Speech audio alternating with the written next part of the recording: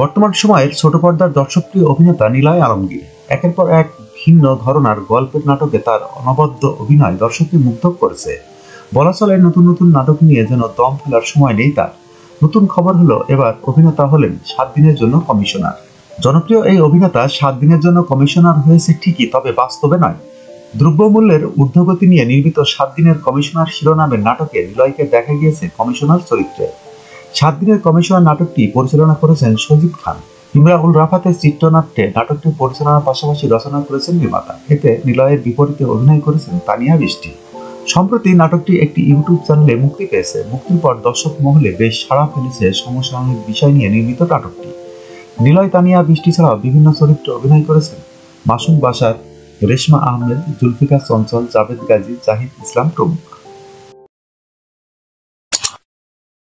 যখনকার খবর তখনই দেখতে চোখ রাখুন সুন 24 টিভিতে। চ্যানেলটি সাবস্ক্রাইব করুন।